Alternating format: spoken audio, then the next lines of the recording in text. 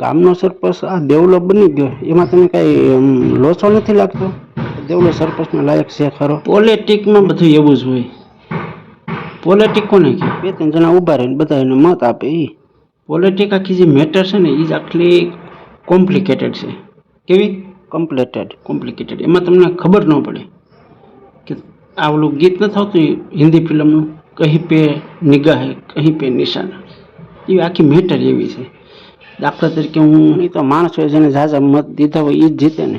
ના એલા મત કોને આપો છો ને કોને નથી આપ્યું ને એની યાર કાંઈ લેવા દેવા નથી. હાસું તો તઈ ખબર પડે કે જે મત ગણતરી થાય અને બહાર આવે ને જેના ઝાઝા મત થાય એ જીતે ને એ પ્રમુખ બને, સરપંચ બને.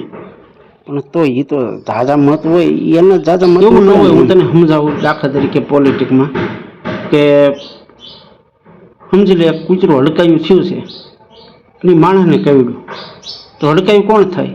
જેને કવડ્યું હોય એ માણસ થાય ને. પણ પોલિટિકમાં એવું નથી.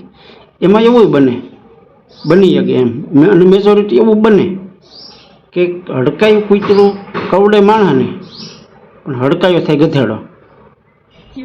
આવું પોલિટિકમાં થાય. સમજાણું?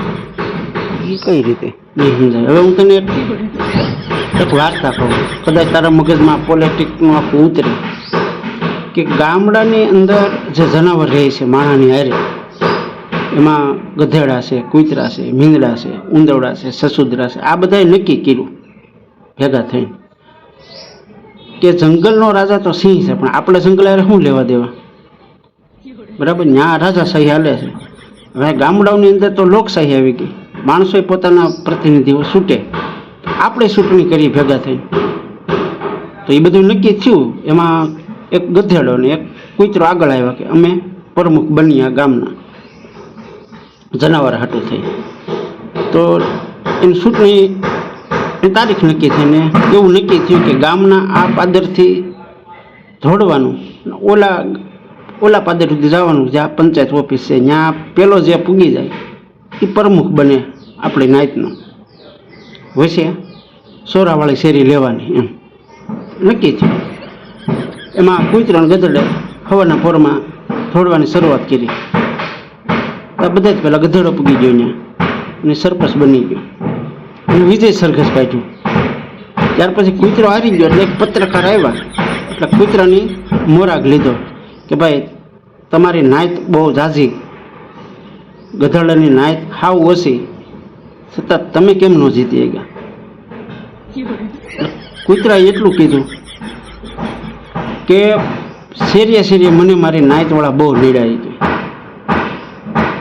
જ્યાં શેરીમાં નીકળે ત્યાંથી બગડાટી બોલે, ઓલાને થોડવા જ ન દે, એમાંથી છૂટી જઈ ગયો નહીં. તો એ માણ એ સોરે પૂગ્યો તો દોડતો તા તો ઓલે વિજય સર્કસ કાઢીને સામે મળ્યું હતું ગધેડાનું. વાત આવી સમજમાં? એ શું થાય કાંઈ નથી. આવી રીતે આ બધી પોલિટિક્સ હોય છે. સામાન્ય બુદ્ધિ, વ્યવહારિક બુદ્ધિ કામ ન કરે. એટલે કોણ જીતી જાય છે, કોને મત દીધા હતા એની હારે આમાં કંઈ લેવા દેવા જ નથી. બધા ગણિત ખોટા પડાય ને.